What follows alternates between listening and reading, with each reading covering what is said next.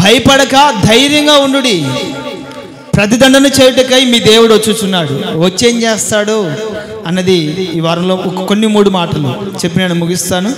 మొట్టమొదటి మాట చదువుదాం. యెషయా ప్రవచన గ్రంథం 35వ అధ్యాయము 8వ వాక్యం. 8వ వాక్యం, దేవుడు వచ్చి ఏం చేస్తాడు? 8వ వాక్యం, అక్కడ దారిగానున్న రాజమార్గము ఏర్పడును, అది పరిశుద్ధ మార్గము అనబడును, అది అపవిత్రులు పోకూడని మార్గము, అది మార్గమున పోవు వారికి ఏర్పరచబడును. 3 లైనను దానిలో నడుచుచు త్రోవను త్రప్పకయుందురు. చదవబడిన వాక్య భాగంలో దేవుడు వచ్చుచున్నాడు, మీ దేవుడు వచ్చుచున్నాడు. వచ్చేం చేస్తాడు అంటే రాజమార్గంలో నడిపిస్తాడు. దేవునికి మహిమ కలుగును గాక. ఆమేన్. రాజమార్గంలో నడిపిస్తాడు. ప్రియమైన వాళ్ళరా, బైబిల్ గ్రంథంలో కొన్ని మార్గాల గురించి రాయబడి ఉంది. ఇంచుమించుగా నేను 29 మార్గాల గురించి ధ్యానం చేశాను. 29 మార్గాలు ఉన్నాయి. ఇంకా చదివితే చాలా ఉన్నాయి. నేను తెలుసుకున్నది మాత్రము 29 మార్గాలు. ఈ మార్గాలలో ఈ మార్గం ఒకటి, దుష్టుల మార్గం, భక్తిహీనుల మార్గం, పాపుల మార్గం, అపహాసకుల మార్గం, నరహంతకుల మార్గం, వ్యభిచారుల మార్గం, దొంగల మార్గం, మోసపూరితమైన మార్గం, ఎన్నెన్నో మార్గాలు ఉన్నాయి. కానీ ఇక్కడ దేవుడు వచ్చుచున్నాడు. మీ దేవుడు వచ్చి ఏం చేస్తాడంటే రాజమార్గంలో నడిపిస్తాడు. హల్లెలూయా, హల్లెలూయా. రాజమార్గం నడిపిస్తాడు. వాస్తవంగా మనం ఆరాధిస్తున్న దేవుడు ఎవరు అంటే ఆయన రాజులకు రాజు, ప్రభువులకు ప్రభువు, సర్వలోకానికి చక్రవర్తి. ఆయన వెళ్ళే మార్గం ఏంటంటే రాజమార్గం. దొంగలు వెళ్ళే మార్గంలో ఆయన నడవడు, పాపులు వెళ్ళే మార్గంలో ఆయన నడవడు, వ్యభిచారులు నడిచే మార్గంలో ఆయన నడవడు, మోసగాళ్ళు నడిచే మార్గంలో ఆయన నడవడు. ఆయన నడిచే మార్గం ఏంటంటే రాజమార్గం. హల్లెలూయా. ఆ మార్గంలో మనల్ని నడిపిస్తాడు. దేవునికి మహిమ కలుగును గాక. దేవుడు వచ్చి ఏం చేస్తాడు అంటే రాజమార్గంలో నడిపిస్తాడు. రాజమార్గంలో నడిపిస్తాడు. మరి దేవుడు నడిచే మార్గంలో మనం కూడా నడవాలి అంటే మనం కూడా కొన్ని అనుభవాలు కలిగి ఉండాలి. దేవుడు నడిచే మార్గంలో మనం నడవాలి. దేవుడు ఉండే స్థానంలో మనం ఉండాలి. దేవుడు ఉండే రాజ్యంలో కూడా మనం ఉండాలి అంటే మనలో కొన్ని అనుభవాలు ఉండాలి. ఏదో దేవుడిని నమ్ముకున్నంత మాత్రాన అక్కడికి వెళ్తామని కాదు, ప్రతి ఆదివారం చర్చికి వస్తున్నామన్నంత మాత్రాన ఆ మార్గంలో నడుస్తున్నామని కాదు. రాజమార్గంలో నడవాలి అంటే కొన్ని అనుభవాలు ఉండాలి. ఈ అనుభవాలు కలిగిన వాళ్ళు మాత్రమే రాజమార్గంలో దేవుడు నడిపిస్తాడు. హల్లెలూయా. చదువుదామండి.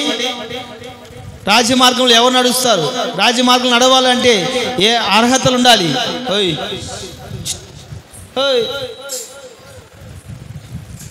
సామెతల గ్రంథము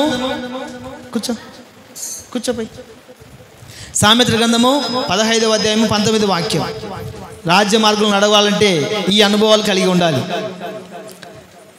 సామెతల గ్రంథము 15వ అధ్యాయము 19వ వాక్యం. సోమరి మార్గము ముళ్ళ కంచె, యథార్థవంతుల త్రోవ రాజమార్గం. రాజమార్గం నడవాలి అంటే మనం ఎలా ఉండాలి అంటే యథార్థంగా ఉండాలి. యథార్థంగా ఉండాలి. ఎట్టన్నా చెప్పుకో, మాకేం, మా కొద్ది మేము తలలించుకుంటాం అన్నట్లుగా ఉన్నారు మీరు. మన వైపు చూడాలి. నేనేం గోడలకు, స్తంభాలకు, ఫ్యాన్లకు, లైట్లు కదగా చెప్పేది, మీకే కదా. దేవునికి మహిమ కలుగును గాక. నేను మాట్లాడుతూ ఉంటే మీరు పట్టి పడినట్టు ఇట్ట మల్లుకొని ఉంటే నాకు అందుకే చెప్తున్నా. దేవునికి మహిమ కలుగును గాక. రాజమార్గంలో నడవాలి అంటే ఏముండాలి మనలో? ఎవరు నడుస్తారు రాజమార్గంలో? యథార్థత కలిగిన వాళ్ళు. యథార్థవంతుల త్రోవ రాజమార్గం.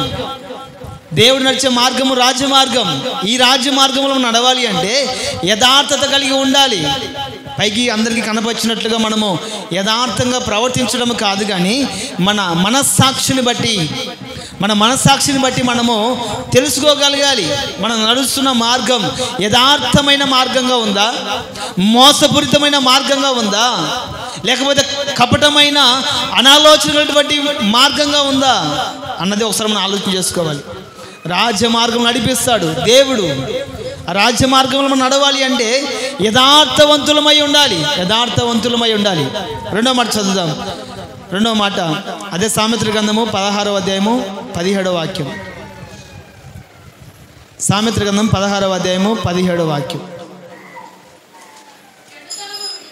చెడుతనమును విడిచి నడుచుటయే, చెడుతనమును విడిచి నడుచుటయే యథార్థవంతులకు రాజ్యమార్గం. యథార్థంగా ప్రవర్తిస్తే రాజ్యమార్గం నడిపిస్తాడు. చెడుతనమును విడిచిపెడితే దేవుడు రాజ్యమార్గం నడిపిస్తాడు. రాజ్యమార్గం ఆశమాసిగా రాదు. అందరూ రాజమార్గంలో నడవలేరు. అందరినీ రాజమార్గంలో దేవుడు నడిపించడు. రాజమార్గంలో నడవాలి అంటే యథార్థవంతులమై ఉండాలి. రెండవదిగా చెడుతనాన్ని విడిచిపెట్టాలి. కొంతమంది చెడుతనాన్ని పెంచి పోషించి పెద్దవానిగా చేస్తూ ఉంటారు. చెడుతనాన్ని అలవాటుగా చేసుకుంటూ ఉంటారు. కీడుకు ప్రతి కీడు చేస్తూ ఉంటారు. కావాలనే చెడు బుద్ధిని కనపరుస్తూ ఉంటారు. ప్రియమైన వాళ్ళరా, దేవుడు మనల్ని రాజమార్గం నడిపించాలని ఆశిస్తూ ఉన్నాడు. రాజమార్గం అంటే దేవుడు నడిచే మార్గంలో మనం నడవాలి అంటే మనం యథార్థవంతులుగా ఉండాలి. రెండవదిగా చెడుతనాన్ని విడిచిపెట్టేవారిగా ఉండాలి. చెడుతనాన్ని విడిచిపెట్టేవారిగా ఉండాలి. మూడవదిగా ఇర్మియా గ్రంథము 31వ అధ్యాయము 21వ వాక్యం. ఇర్మియా గ్రంథము 31వ అధ్యాయము 21వ వాక్యం. 31:21. ఇశ్రాయేలు కుమారి, సరిహద్దు రాళ్ళను పాతించుము, దోవచూపు స్తంభములను నిలబెట్టుము. నీ వెళ్ళిన రాజమార్గము తట్టు నీ మనస్సు నిలుపుకొనుము. నీ వెళ్ళిన రాజమార్గము తట్టు ఏం చేసుకోవాలంటే మనస్సు నిలుపుకోవాలి. మనస్సు నిలుపుకోవాలి. యథార్థంగా ఉండాలి. చెడుతనాన్ని విడిచిపెట్టాలి. మన మనస్సును నిలుపుకోవాలి. అప్పుడు దేవుడు తన రాజ్య మార్గంలో నడిపిస్తాడు. చాలా వరకు మనము డబ్బును నిల్వ వేసుకుంటాం, బంగారం నిల్వ వేసుకుంటాం, మాటను నిలబెట్టుకుంటాం, లేకపోతే కొన్ని మనకి ఇష్టమైన వస్తువులు నిలబెట్టుకుంటాం, కానీ మనస్సును నిలబెట్టుకోలేము. ఎవరికైనా సాధ్యమవుతుందా? అది ఎవరికైనా సాధ్యమవుతుందా? సామెతల గ్రంథంలో ఒక మాట రాబడి ఉంటుంది, రాజ్యములను దేశములను స్వతంత్రించుకున్నట్టు కంటే మనస్సును నిలబెట్టుకున్నవాడు శ్రేష్టమైన వాడు. రాజ్యములను దేశములను స్వతంత్రించుకున్న వాడి కంటే కూడా తన మనస్సును స్వాధీనపరుచుకున్నవాడు ధన్యుడు. మనస్సును స్వాధీనపరచుకోవాలి. చంచలమైన మనస్సు. చంచలమైన మనసు అంటే వాస్తవం ఇప్పుడు మన అందరం ఇక్కడ ఉన్నాం, కానీ మన మనసులు ఎక్కడున్నాయో? అందరం ఇక్కడే ఉన్నాం, కానీ మన మనసు ఎక్కడుందో? కుక్కర్ దగ్గర ఉందో, పిల్లల దగ్గర ఉందో, లేకపోతే మీ భర్తల దగ్గర ఉందో, ఇంటి తాళం వేసి వచ్చాడో లేదో అని కొంతమంది 2-3 సార్లు చూస్తారు. తాళం వైపు ఉందో లేదా గ్యాస్ వైపు మీద ఉందో? మనసులు ఇక్కడే ఉన్నారు, కానీ మనసులు ఎక్కడున్నాయి? టికెట్ లేని ప్రయాణం, కోవిడ్కైనా వెళ్ళిపోయి వస్తూ ఉంటుంది మనస్సు. టికెట్ లేని ప్రయాణం, పాస్పోర్ట్ కూడా అవసరం లేదు, జస్ట్ అనుకుంటే చాలు. దుబాయ్కి అయినా కోవిడ్కైనా ఎక్కడికైనా వెళ్ళి వస్తూ ఉంటుంది మళ్ళా మన దగ్గరికి. దేవుని వాక్యం అంటుంది, నువ్వు వెళ్ళు రాజ్య మార్గంలో నీ మనస్సును నిలుపుకోవాలి. కొంతమంది ఈ మార్గాన్ని ఇష్టపడతారు కానీ అనుసరించరు. ఈ రాజ్య మార్గాన్ని ఇష్టపడతారు కానీ అనుసరించరు. ఎందుకంటే వారి మనస్సు నిలుపుకోలేక. పోయిన వారంలో మన గ్రామంలో పుట్టినరోజు కార్యక్రమం చాలా గ్రాండ్గా జరిగిందండి. చాలా గ్రాండ్గా జరిగింది. ఎందుకంటే వారి మనసు ఎంత నిమ్మలమైందో, ఎంత గట్టిదో. ఎందుకు చెప్తున్నానంటే వారి మనస్సేమో ఈ మార్గం నడవాలని ఆశ ఉంది, కానీ మనస్సు స్థిరత్వం లేక మార్గం నుండి తొలగిపోయారు. నేను ఎందుకు ఈ మాట చెప్తున్నా అంటే మీకు అర్థం కావాలని చెప్తున్నాను. వారేమో యేసుక్రీస్తు వారిని సొంత రక్షకునిగా అంగీకరించారు. యేసుక్రీస్తు వారు నిజమైన దేవుడని ఒప్పుకున్నారు. వాళ్ళ ఇంట్లో వారి కుటుంబంలో జరుగుతున్నటువంటి కార్యక్రమాలు కూడా దేవుని నామ మహిమార్థమై జరగాలని తలంచారు. సేవకులను సంప్రదించారు. కుడికను బాగా గ్రాండ్గా ఏర్పాటు చేసుకోవాలని కూడా నిర్ణయించుకున్నారు. సరిగ్గా 2-3 రోజుల క్రితం ఇంకా 2-3 రోజుల తర్వాత ప్రార్థన కూడికని ఏర్పాటు చేద్దాం అనుకున్న లోపే వారి మనస్సు ఏమైపోయిందంటే స్థిరత్వం లేకుండా కదిలిపోయింది. ఎవరో చెప్పారంట, వేరే పాస్టర్ చెప్పారంట. ఆయన పాస్టరో యాక్టరో తెలియదు. ఆయన దగ్గరికి వెళ్ళి, అయ్యే మేము పురాతన కాలంలో పలానా దేవుల్ని ఆశ్రయించే వాళ్ళం, ఇప్పుడు యేసుక్రీస్తు వారిని నమ్ముకున్నాం, మా ఇంట్లో జరిగే ప్రతి కార్యక్రమాన్ని ఆయన నామ మహిమార్థమై జరిగించాలని నిర్ణయించుకుంటున్నాం, మరి ఇది చెయ్యొచ్చా చేయకూడదు అన్నప్పుడు పాస్టర్ గారు అయ్యండి ఏం చెప్పాలండి? ఏం చెప్పాలి? సత్య మార్గంలో మీరు నడిపించబడుతున్నారు, లేదా రాజ్య మార్గంలోకి మీరు వచ్చారు, ఇంకా అవన్నీ పక్కన పెట్టండి, మీ దేవుడే మీకు తోడుగా ఉన్నాడు, దేవుడే మిమ్మల్ని సమస్తము నడిపిస్తాడని వారికి ధైర్యం చెప్పి వాళ్ళు ఇంకా ప్రోత్సహించాల్సింది పోనిచ్చి ఒక పాస్టర్ గారు చెప్పారంట, మీరు పురాతన కాలంలో పలానా దేవుణ్ణి సేవించేవాళ్ళు కదా, ఆ దేవుళ్ళు కాదని ఈ దేవుని మీరు ఆశ్రయిస్తే మీకు శాపం వస్తుందని చెప్పారంట. ఎవరు? ఒక పాస్టర్ గారే. తర్వాత వీళ్ళ మనస్సు ఉందామా ఓడదామన్నట్టుగా ఉంది. ప్రజెంట్ వీళ్ళ మనస్సు ఉందామా ఓడదామన్నట్టుగా ఉన్నప్పుడు ఇంకా ఆయన చెప్పిన తర్వాత ఇంకా ఉంటుందా? ఊడిపోయింది, కూటమి క్యాన్సిల్ అయింది. హల్లెలూయా, హల్లెలూయా. ఎందుకు ఈ మాట చెప్తున్నానంటే, క్రైస్తవులమైన మనము దేవుడు మళ్ళీ ఏ మార్గం కూడా నడిపించాలని ఇష్టపడుతున్నాడు తెలుసా? రాజ్య మార్గంలో, పాపుల మార్గం కాదు, భక్తిహీనుల మార్గం కాదు, నరహంతకుల మార్గం కాదు. మనం నడిచే మార్గం రాజ్య మార్గం. రాజ్య మార్గంలో మనం వెళ్ళాలి అంటే యథార్థంగా ఉండాలి. రెండవది చెడుతనను విడిచిపెట్టాలి. మూడవది మనస్సు నిలుపుకోవాలి. దేవుని మీద, దేవుని మార్గం మీద మనం ఏం చేసుకోవాలి? అమ్మ దయచేసి చెప్పండి, మా దోశలు తినొచ్చిండ్రా ఈరోజు? తినాలి కదా. దేవుడు అంటారు, నేనే మార్గం, నేనే సత్యం, నేనే జీవం. ఆయన మార్గం అయినప్పుడు, ఆయన మార్గంలో మనం వెళుతున్నప్పుడు మనం ఎలా ఉండాలి?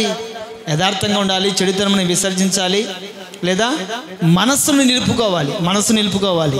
బైబిల్ గ్రంథంలో చాలామంది కొన్ని మార్గాలు గుండా వెళ్ళారు. కొంతమంది రాజ్య మార్గాన్ని చేరుకున్నారు, రారాజు అయినటువంటి దేవుని కూడా చేరుకున్నారు. కొంతమంది ఇక్కడిక్కడ ఊడిపోయారు. లోకంలో జరుగుతున్నటువంటి కొన్ని మార్గాల గురించి మీకు వివరిస్తాను. అంటే మనం వెళుతున్న మార్గమేమో రాజ్య మార్గం అని మనకు తెలుసు, కానీ వెళుతున్నామా లేదా, ఆ మార్గంలో మనం వెళుతున్నామా లేదా అన్నటువంటి ఆలోచన మనకు ఉండాలి. ఒక లాయర్ గారిని ఒక వ్యక్తి ఆశ్రయించాడు. ఒక వ్యక్తి ఏం చేశాడంటే విపరీతంగా అప్పులు చేసుకున్నాడు. ఏం చేశాడమ్మా?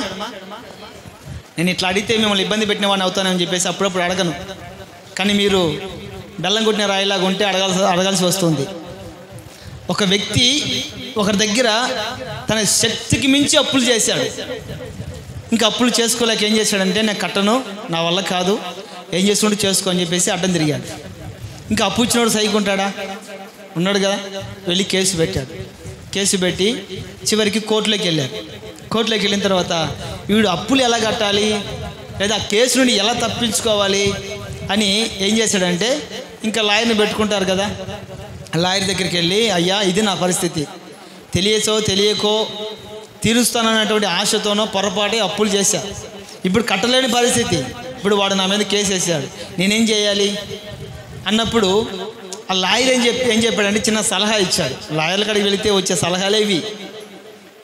ఇది సత్య మార్గమా, అసత్యమైన మార్గమా, ఇది రాజ్య మార్గమా, లేకపోతే పాపుల మార్గమని వాళ్ళు వివరించరు.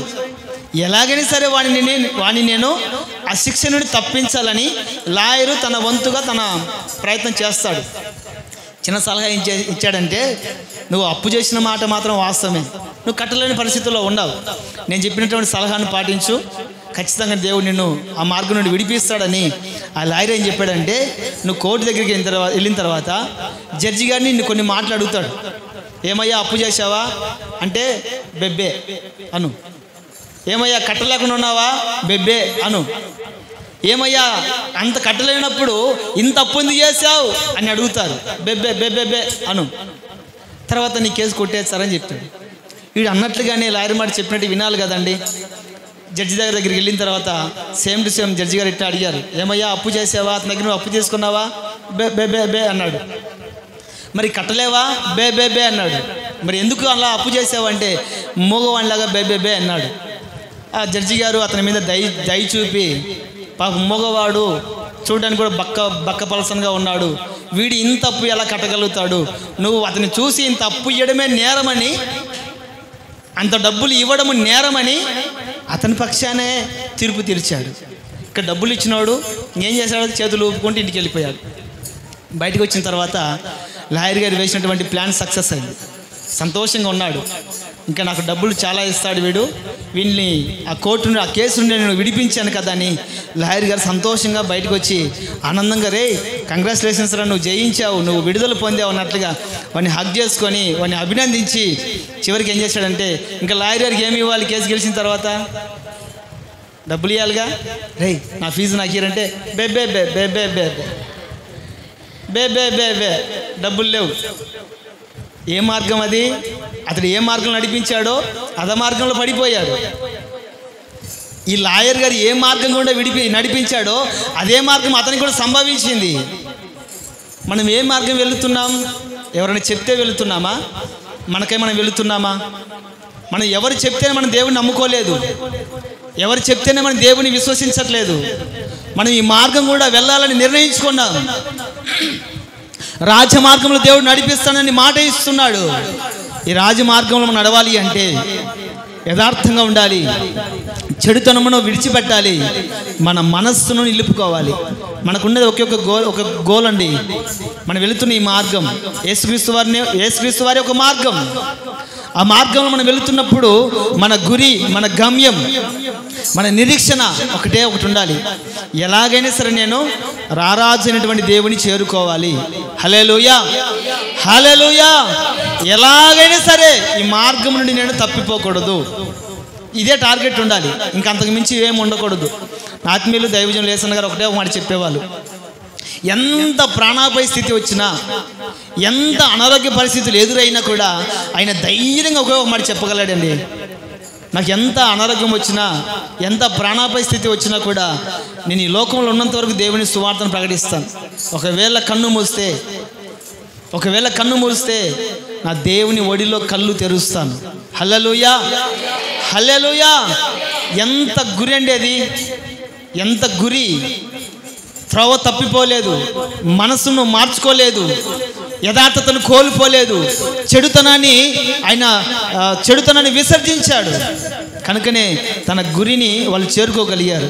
ప్రియమైన వాళ్ళరా, మీ దేవుడు వచ్చుచున్నాడు. వచ్చేం చేస్తాడంటే రాజమార్గంలో నడిపిస్తాడు. రెండో మాట చదువుదాం. రెండో మాట యెషయా ప్రవచన గ్రంథం 35వ అధ్యాయము 9వ వాక్యం.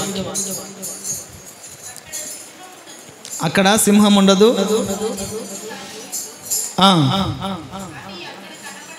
అవి అక్కడ కనపడవు, విమోచింపబడిన వారే అక్కడ నడుచుదురు. విమోచించబడిన వారే అక్కడ నడుస్తారు.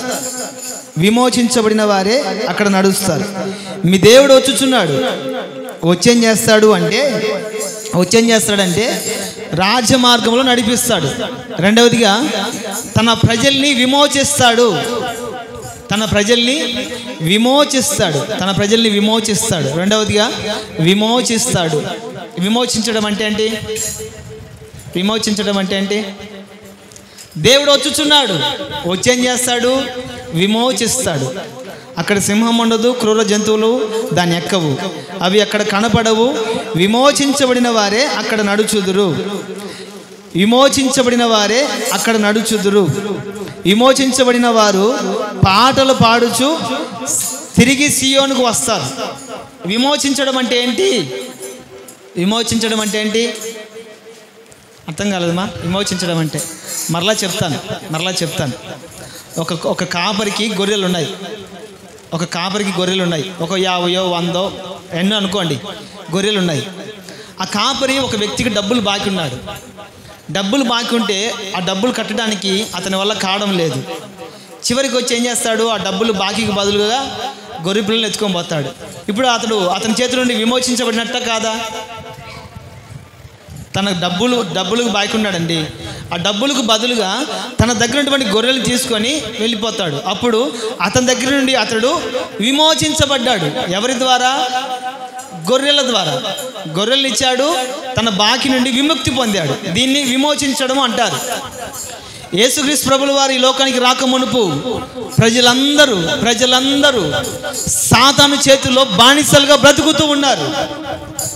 ప్రజలందరూ అపవాది చేతిలో చిక్కుకొని పోయారు. ఈ ప్రజల్ని విమోచించడం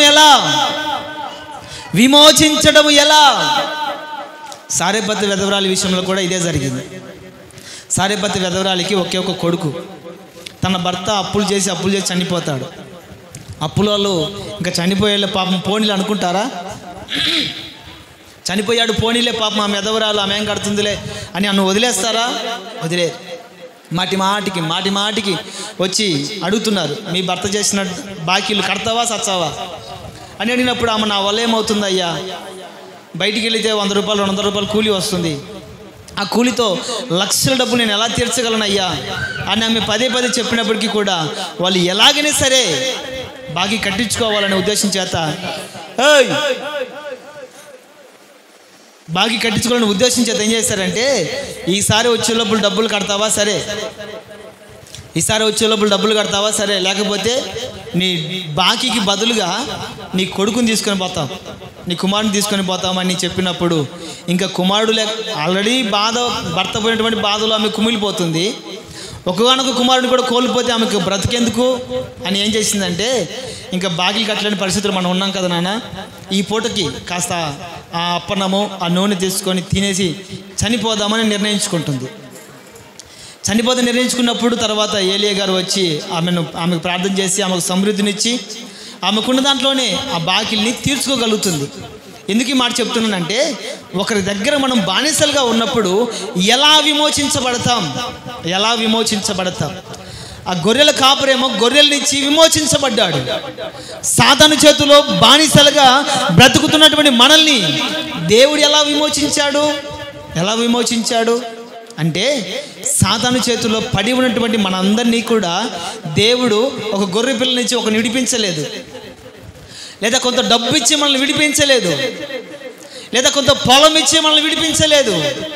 దేవుడు మనల్ని ఎలా విడిపించాడు, ఎలా విమోచించాడు అంటే, తన రక్తాన్ని చిందించి మనల్ని విమోచించాడు. చప్పట్లు కొడదాం, హల్లెలూయా. మీ దేవుడు వచ్చుచున్నాడు. వచ్చేం చేస్తాడంటే, ఆయన విమోచిస్తాడు. విమోచించిన వారు ఏం చేస్తారు? ఇప్పుడు దేవుడు మనల్ని విడిపించాడండి పాపము నుండి, శాపము నుండి, చెడు వ్యసనాల నుండి, లోకము నుండి, బానిసత్వము నుండి, చెడు అలవాట్ల నుండి దేవుడు మనల్ని విమోచించాడు. విమోచించారా? ఇంకానే బానిసలుగా ఉన్నారా? విమోచించారా? నాకైతే నమ్మబుద్ధి కావట్లేదు. హల్లెలూయా. దేవుడు మనల్ని విమోచించాడు. ఎలా? డబ్బులు ఇచ్చి మనల్ని విమోచించలేదు, బంగారం ఇచ్చి మనల్ని విమోచించలేదు. తన స్వరక్తాన్ని చిందించి మనల్ని కొనుక్కున్నాడు. మనల్ని విడుదల కలుగు చేశాడు. స్వరక్తం ఇచ్చి విమోచించబడిన వారు ఏం చేస్తారంటే, అదే చదవండి ఆ మాట లాస్ట్లోని, యెహోవా విమోచించిన వారు పాటలు పాడుచు తిరిగి ఎన్ని గంటలకు వస్తారమ్మా? విమోచించిన వారు యెహోవా విమోచించిన వారు పాటలు పాడుచు తిరిగి సియోనికి వచ్చారు. సియోనికి వచ్చేది ఎన్ని గంటలకు వస్తారు? 10 గంటలకు ప్రార్థన అంటే 11 గంటలకు వస్తారు. ఎన్ని గంటలకు వస్తారు? విమోచించబడిన వారు మరలా అదే అలవాట్లకి వెళ్తారా? అదే అలవాటుకి వెళితే వీళ్ళు విమోచించబడిన వారు అవుతారా? ప్రియమైన వాళ్ళరా, యేసుక్రీస్తు వారు మన కొరకు కార్చినటువంటి రక్తం వ్యర్థము కాకూడదు. హల్లెలూయా. మనకు ఏదైనా చెడు అలవాట్లు ఉందనుకోండి, మరలా మనం దాని జోలికి వెళుతున్నామంటే, నా దేవుడు నా కొరకు కార్చినటువంటి రక్తము వ్యర్థమైపోకూడదు అన్నటువంటి ఆలోచన మనకు ఉండాలి. యెహోవా విమోచించిన వారు పాటలు పాడుచు సియోనుకు తిరిగి వస్తారు. దేవునికి మహిమ కలుగును గాక. ఆమేన్. దేవుడు మనల్ని ఏ విషయాల్లో విమోచించాడో ఒకసారి మీకు గుర్తు చేస్తానండి. సమస్త కీడు నుండి మనల్ని విమోచించాడు. రెండవది, శత్రువు నుండి విమోచించాడు. మూడవది, బాధల నుండి విమోచించాడు. నాలుగవది, పాపము నుండి విమోచించాడు. ఐదవది, సమాధి నుండి విమోచించాడు. ఆరవది, పితరుల ఆచారం నుండి కూడా మనం విమోచించాడు. ఇవన్నీ మనలో ఉన్నాయి అంటే ఇంకా మనం విమోచించబడినట్టే. ఏది కీడు మనలో ఉందంటే ఇంకా మనం విమోచించలేదు. కీడు వచ్చిందని కొంతమంది ఏమంటారు, దాన్ని ఎక్కడ పోయి అడిగి వచ్చారు చూడండి, గద్దె అడిగి వస్తుంటారు క్రైస్తవులే. మరి వీళ్ళు విమోచించబడినట్ల? కీడు వస్తే ప్రార్థన చేయాలి, కీడు తొలగిపోయేటట్లుగా, అంతేగాని గద్దె అడిగి వస్తే కీడు పోతుందా? రెండవది శత్రువు విమోచన. శత్రువు ఎవరు మనకు? ఎవరు మన శత్రువు? పక్కింటి వాళ్ళు కాదు, అపవాదే మన శత్రువు. దేవుడికి శత్రువు అయిన వాడు మనకు కూడా శత్రువే. ఈ అపవాది శత్రువులో మనం ఇంకా వెళ్ళిపోతున్నామంటే ఆ శత్రువు నుండి మనం ఇంకా విమోచించబడలేదని అర్థం. బాధల నుండి విమోచన, బాధలు, దీర్ఘకాల వ్యాధులు, దయ్యపు శక్తులు, ఇంకా రక్తస్రావం, గుడ్డోళ్ళు, కూండోళ్ళు, మూగోళ్ళు, దయ్యం పట్టిన వాళ్ళు అనేక మంది ఈ శత్రు చేతులు నలిగిపోతున్నప్పుడు దేవుడు ఆ బాధల నుండి విమోచించాడు. ఈనాడు మనం ఆరోగ్యంగా ఉన్నాము అంటే ఆ బాధల నుండి విమోచించబడినట్లే కదా. కొంతమంది క్రైస్తవులు అయినప్పటికీ కూడా ఏమా ఆరోగ్యంగా ఉన్నారా, సంతోషం, ఏం బాధలయ్యా, ఏం ఆరోగ్యములే, ఏం సంతోషములే అంటే చెప్పలేని పరిస్థితి. దేవుడు నన్ను విమోచించాడండి బాధల నుండి, నేను ఆరోగ్యంగా ఉన్నాను, హల్లెలూయా అని చెప్పలేరు ఈ మాట. ఎందుకంటే వాళ్ళు ఇంకా బాధల్లోనే నలిగిపోతూ ఉన్నారు. ఇంకొకటి సమాధి నుండి విమోచన. సమాధి నుండి విమోచించాడు. ఎప్పుడో మనము కాళ్ళగతుల్లో కలిసిపోయే వాళ్ళమండి. ఈనాడు 2024 11వ మాసము చివరిలో కూడా మనం ఉన్నాము అంటే సమాధి నుండి విమోచించబడినట్లే కదా. ఏమ్మా, సమాధి నుండి విమోచించబడినట్లే కదా. లాజరు చనిపోయి 4 రోజులు 3 రోజులు అయిపోయింది. ఎట్లా విడుదల పొందాడు, ఎట్లా విమోచించబడ్డాడు అంటే దేవుడు అతన్ని విమోచించాడు సమాధిలో నుండి. వాస్తవంగా అతడు అందరూ చూస్తుండగానే సమాధిలోకి వెళ్ళారు, కానీ మనం బ్రతికుండగానే సమాధిలోకి వెళుతున్నాం. బతికుండగానే సమాధిలోకి వెళుతున్నాము. నువ్వు సజీవుడు అని పేరు మాత్రమే, కానీ ప్రకటన గ్రంథంలో రాయబడి ఉంటుంది, నువ్వు సజీవుడు అని పేరు మాత్రమే, కానీ నువ్వు మృతుడవు, ఎప్పుడో చచ్చిపోయావు. కారణం ఏంటంటే మనం చేసే ప్రతి పాపాన్ని బట్టి, అతిక్రమాన్ని బట్టి, తిరుగుబాటుని బట్టి ఎప్పుడో సమాధికి వెళ్ళాల్సినటువంటి వారం సజీవులుగా ఉన్నాము అంటే దేవుడు మన సమాధి నుండి విమోచించాడు. ఇంకా 6వ మాట చెప్తాను. పితరుల ఆచారం నుండి దేవుడు మనల్ని విమోచించాడు. ఆ మాట చదువుతాం ఒకసారి. పేతురు మొదటి పత్రిక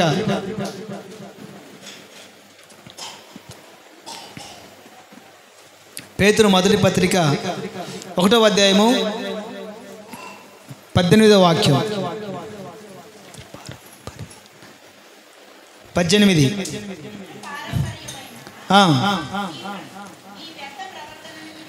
మీ వ్యర్థ ప్రవర్తనను విడిచిపెట్టినట్లుగా వెండి బంగారుల వంటి క్షయ వస్తువుల చేత, ఇదో మీరు వినాలి శ్రద్ధగా, వెండి బంగారముల వంటి క్షయ వస్తువుల చేత మీరు విమోచించబడలేదు, కానీ అమూల్యమైన రక్తము చేత, అనగా నిర్దోషమును నిష్కలంకమగు గొర్రె పిల్ల వంటి క్రీస్తు రక్తము చేత మీరు విమోచించబడితిరని మీరు ఎరుగుదురు కదా. ప్రియమైన వాళ్ళు, ఇక్కడ పితరుల ఆచారం నుండి దేవుడు విమోచించాడు. పితరుల ఆచారం నుండి. బహుశా దేవుడు నన్ను ఎంతగా విమోచించాడు నాకు అంత గుర్తులేదు, ఎందుకంటే మా పితరులు ఏ ఆచారాలు ఆచరించారో నాకైతే తెలియదు. కానీ నా ఆత్మీయ ఏసన్న గారు ఒక ఆచారం నుండి విమోచించబడినట్లుగా నేను మీకు చెప్తాను. ఏసన్న గారు వాళ్ళ అబ్బగారు ఏం ఆచరణ చేసేవాడు అంటే, అతడు పూజారి అండి, గుడిలో పూజారి. అతడు చేసే ఆచారం ఏంటంటే, ఎవరైనా మొక్కుబడితో ఒక గొర్రెను కానీ మేకను కానీ తీసుకుని వస్తే కత్తితో తన మెడకను కోసేవాడు కాదు, కత్తితో మెడను కోసేవాడు కాదు, తన నోటితో మెడను కొరికి రక్తము తాగేవాడు. ఏసన్న గారి తాతగారు అంటే అబ్బగారు. అయితే అతడు చేసినటువంటి ఆ పాపం, పితరులు చేసినటువంటి పాపం ఎవరి మీదకి వచ్చిందంటే తన మనమడైనటువంటి ఏసన్న గారి మీదకి వచ్చింది. ఏసన్న గారు ఇంచుమించు 10-12 సంవత్సరాల వరకు రక్తము కక్కుతూనే ఉన్నాడు. కారణం ఏంటి? పితరులు చేసిన ఆచారం, పితరులు చేసిన పాపం, పితరులు చేసిన కీడు ఎవరికి వస్తుందంటే తన సంతతి, తన రక్త సంబంధికులైనటువంటి తన కొడుకులు కావచ్చు, మనమలకు కావచ్చు, వాళ్ళకు వస్తుంది. ఇది ఆషామాషిగా పోయేది కాదు. పితరుల ఆచారాల నుండి దేవుడు మనల్ని విమోచించాడు. యేసన్న గారు పుట్టినది మొదలుకొని అతని కంటే ముందు చాలామంది బిగ్గరగా కేక వేసి చనిపోయేవాళ్ళు. కానీ యేసన్న గారు బ్రతికారు కదని తన తల్లి చర్చిలకు వెళ్ళి పాస్టర్ గారితో ప్రార్థన చేసి పేరు పెట్టిస్తుంది. యేసన్న అని పేరు పెట్టించిన తర్వాత దేవుడు ఆ సేవకుని బయలుపరిచి ఈ బిడ్డ చనిపోవడమ్మా, ఈ బిడ్డ బ్రతుకుతాడు, దేవుని కొరకు పని చేస్తాడని చెప్పిన తర్వాత ఆ బిడ్డను అలాగే పెంచుతూ ఉంది. బ్రతికాడని సంతోషం మాత్రమే ఉంది, కానీ ఎప్పుడు చూసినా రక్తం కక్కుతూనే ఉన్నాడు. ఎలా? ఈ రక్తం కక్కడం ఎలా? ఎవరి వల్ల వచ్చింది? ఎవరైనా ఇదివరకు కక్కే వాళ్ళు ఉన్నారా అంటే కాదు, అందరూ బాగానే ఉన్నారు. కానీ ఈ రక్తం ఎలా కక్కుతున్నాడు అంటే తన అబ్బ చేసినటువంటి ఆచారం.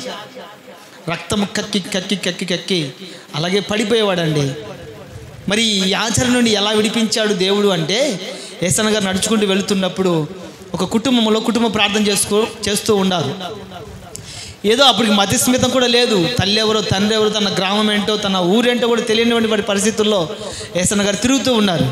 కుటుంబ ప్రార్థన చేస్తూ ఉంటే ఆ ప్రార్థన దగ్గరికి వెళ్ళి వారితో కూడా కూర్చొని చప్పట్లు కొడుతూ ఉంటే ఆ ప్రార్థన చేసేవాళ్ళు రక్తపు మడుగులో ఉన్నటువంటి ఆ వ్యక్తిని చూసి త్వరగా ప్రార్థన ముగించేసి, బాబు ఇక నువ్వు ఎక్కడికి వెళ్ళాలో వెళ్ళిపో, ప్రార్థన అయిపోయింది వెళ్ళిపో అని చెప్పేసి పంపించేశారు.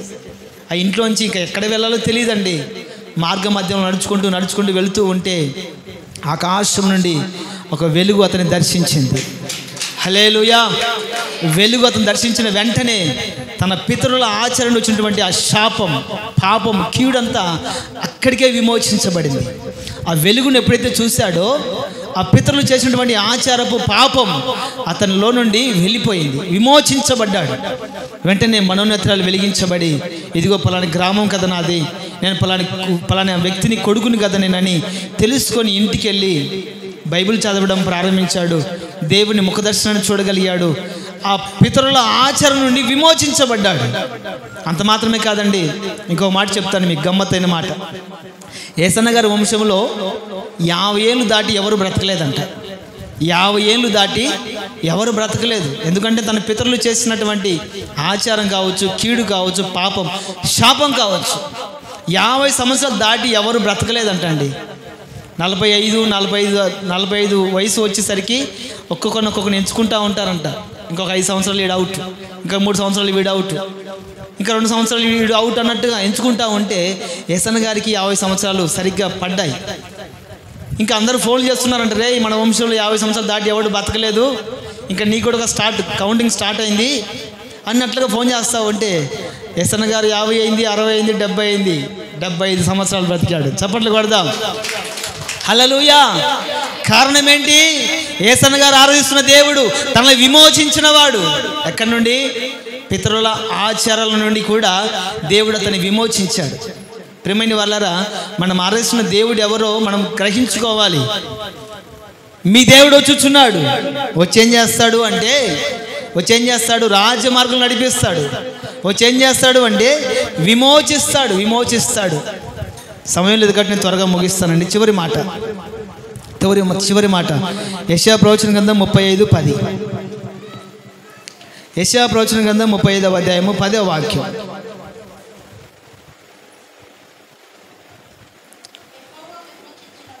యెహోవా విమోచించిన వారు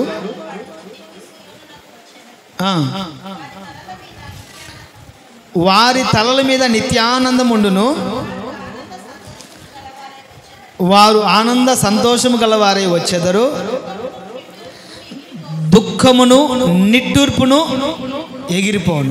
మీ దేవుడు వచ్చుచున్నాడు. వచ్చి ఏం చేస్తాడంటే రాజ్యమార్గం నడిపిస్తాడు. రెండవదిగా విమోచిస్తాడు. మూడవదిగా దుఃఖాన్ని తొలగిస్తాడు. దేవునికి మహిమ కలుగును గాక. దుఃఖాన్ని తొలగిస్తాడు. దేవుడు వచ్చి ఏం చేస్తాడంటే దుఃఖాన్ని తొలగిస్తాడు. ప్రతి మనిషికి దుఃఖం ఉంటుందండి. దుఃఖం లేని వాళ్ళు ఎవరు ఉండరు భూమి మీద. నాకు తెలిసి దుఃఖం లేని వాళ్ళు ఎవరు కూడా ఉండరు. దుఃఖము ప్రతి మనిషిలో ఉంటుంది. అయితే ఈ దుఃఖము నిట్టూర్పులు దేవుడు ఏం చేస్తాడంటే ఎగిరిపోయేటట్లుగా చేస్తాడు. దేవునికి మహిమ కలుగును గాక. మన దేవుడు వచ్చి ఏం చేస్తాడంటే దుఃఖము నిట్టూర్పులన్నీ కూడా ఎగిరిపోయేటట్లుగా చేస్తాడు. చిన్న ఎగ్జాంపుల్ చెప్పి నేను ముగిస్తాను. బైబిల్ గ్రంథంలో ఒక తల్లిగారు ఉన్నారు. ఆమె పేరు హన్నా. ఎవరుమా? హెన్నా కాదు, హన్నా. ఈ హన్నా గారు ఏం చేశారంటే తన జీవితంలో పిల్లలు లేరు. పిల్లలు లేనందున ఇంకా సవితి పోరు అంత ఇంత కాదు, కుటుంబంలో పోరు అంత ఇంత కాదు, గ్రామంలో సమాజంలో ఆమెను చిన్న చూపుగా చూసి ఈ చాలా భయంకరంగా మాట్లాడేవారు, నిందించేవారు. కనీసం కట్టుకున్న భర్త అయినా తోడుగా నీడగా ఆదరణగా ఉంటాడనుకుంటే ఆయన కూడా పట్టి పట్టినట్టుగా తిరుగుతూ ఉన్నాడు. ఈమె కలిగినటువంటి ఆ బాధ, ఆ మాటలు, అవమానం, ఆ శ్రమ, వేదన చెప్పుకోలేక, ఎవరు చెప్పుకున్నా కూడా అవమానకరమే, ఎవరు చెప్పుకున్నా కూడా తీరని బాధ అని చెప్పేసి ఏం చేసిందంటే హన్నా గారు తిన్నగా దేవుని సన్నిధిలోకి వచ్చింది. ఎందుకని దేవుని సన్నిధిలోకి వచ్చింది? దేవుడు ఎలాగైనా సరే నా దుఃఖపు నిట్టూర్పులను ఎగిరిపోయేటట్లుగా చేస్తాడు అని తిన్నగా దేవుని సన్నిధికి వచ్చి ఆమె ఎంతలా ఏడ్చిందో బహుశా ఆ సమయాలు మొదటి గ్రంథం చదివితే అర్థమవుతుందండి. నీళ్లు మన బిందెతో కుమ్మరిస్తే నీళ్ళు ఎట్లా ముని కింద పడిపోతాయి, అట్లాగా కన్నీళ్ళు కార్చిందంట ఆమె. నీళ్లు కుమ్మరించినట్టుగా తన హృదయాన్ని కుమ్మరించింది, కన్నీళ్ళు కారుస్తూ రోధిస్తూ ఉంది. అక్కడ ఉన్నటువంటి సేవకుడు కూడా గ్రహించలేకపోయాడు. ఈమెమన్నా మందు దాగి వచ్చి ఏడుస్తూ ఉందా? ఎందుకు ఇంతలా ఏడుస్తుంది? అందరికీ దుఃఖం ఉంటుంది, కానీ ఇంత దుఃఖమా? అందరికీ బాధలు ఉంటాయి, ఇంత బాధనా అని సేవకులు కూడా ఆశ్చర్యపోయి ఆమె దగ్గరికి వెళ్ళి, అమ్మా ఎందుకు ఏడుస్తున్నావు తల్లి, నువ్వు ఇంతగా ఏడవడానికి గల కారణం ఏంటి, ఇంతగా రోధించడానికి గల కారణం ఏంటి అని సేవకుడు అడిగితే ఆమె తన బాధ అంతా చెప్పుకుంది. దయచేసి తప్పుగా క్షమించండి అమ్మా, నేను మిమ్మల్ని తప్పుగా అర్థం చేసుకున్నాను, ఏదో మందు దాగి వచ్చి ఏడుస్తున్నామని నేను తప్పుగా అర్థం చేసుకున్నాను, దయచేసి నాకు క్షమించండి అని చెప్పి ఆమె కలిగినటువంటి ఆ బాధని, ఆమె కలిగినటువంటి ఆ దుఃఖ నిట్టూర్పుల్ని సేవకుడు గమనించి ఆమె కొరకు ప్రార్థన చేసి శుభ సూచనగా శుభ సమాచారంగా ఒక మాట పలుకుతాడు. ఇదిగో యెహోవా కృప పొందుదువుగాక. ఆమేన్.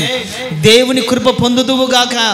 దేవుడి నీ మనవిని ఆలకించి ఉన్నాడు, నీ కన్నిటిని చూసి ఉన్నాడు, నీ దుఃఖాన్ని చూసి ఉన్నాడు. నేను ఆరాధిస్తున్న దేవుడు నీ దుఃఖాన్ని నిట్టూర్పులను ఎగిరిపోయేటట్టుగా చేస్తాడు అని ఆత్మ ప్రేరేపణ కలిగి సేవకులు చెప్పిన వెంటనే ఆమె ఏం చేసింది తెలుసా? ఇక మీదట దుఃఖముఖిగా ఉండటం మానేసిందండి. చదువు మాట, సమూయేలు మొదటి గ్రంథం మొదటి అధ్యాయము 16వ వచనం.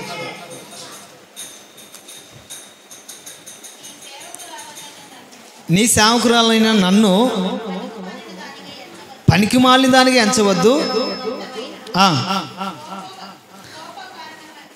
కోప కారణముకు బహుగా నిట్టూర్పులు విడుచుచు